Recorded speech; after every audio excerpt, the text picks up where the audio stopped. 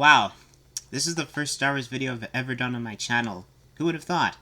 But nah, I love Star Wars and all of their movies. Well, maybe not all of them, but I never made a video based around that franchise, because look at it!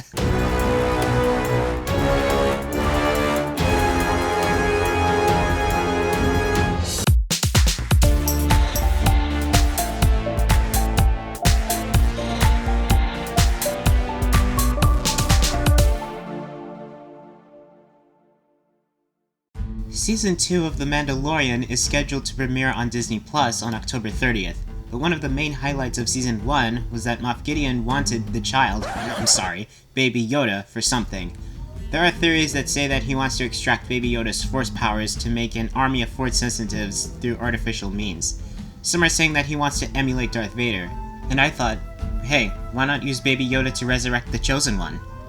When asked what Moff Gideon wants with the child, actor Giancarlo Esposito said, "Like any great leader or scientist, with someone who is advanced in a certain way, yeah, you could want to be their best friend, or you could want to co-opt what is inside of them to figure out how to make all of us a little better at humanity. So it's that power and control of a Moff leader who is trying to put the universe back together. But how does he know everything? How does he know everything that's going on? He's a very interesting character, and I am so honored to be a part of this production." As we all know, Baby Yoda is around 50 years old during the events of The Mandalorian, which takes place 5 years after the events of Return of the Jedi. So, if we do the math, or just go to Wikipedia, we find that Baby Yoda was born in the year 41 BBY, which is the same year Anakin Skywalker was born. That's the connection they have. They share the same birthday.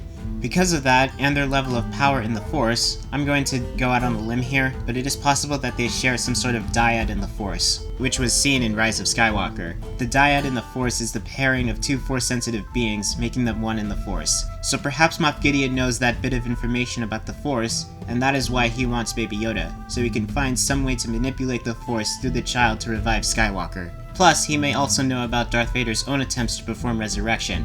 One of Vader's failed attempts was to use the power of the dark side on Mustafar to resurrect his deceased wife, Padme Amidala, but the Sith Lord Moment betrayed him and instead resurrected himself. After Vader defeated Moment, he went into the portal himself but failed to resurrect Padme. So perhaps Gideon somehow knew about that and deduced that Baby Yoda's power in the Force would be enough to resurrect Vader. Well, maybe that's a stretch since Vader kept that part to himself, and we don't know the full extent of Baby Yoda's powers, but Esposito's quote, "You could want to co-opt what is inside of them to figure out how to make all of us a little better at humanity," might be a subtle indication as to what he wants with the child. A lot of people interpret it as Gideon wanting to use Baby Yoda's force powers all to himself. Others are saying that he has more altruistic motives, but is willing to do harm for what he views as the greater good. He's the only one with the will to act on it.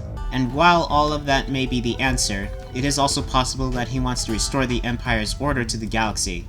Because of the Empire's defeat at the hands of the New Republic, some of the galaxy fell into chaos, since the client questioned why Mandalore resisted Imperial rule, claiming that the Empire brought forth justice to every system it conquered. He then asked the Mandalorian if peace had truly been restored after the Revolution, and stated that it only resulted in death and chaos. Perhaps Gideon shares that belief and wishes to restore what he views as order to the galaxy.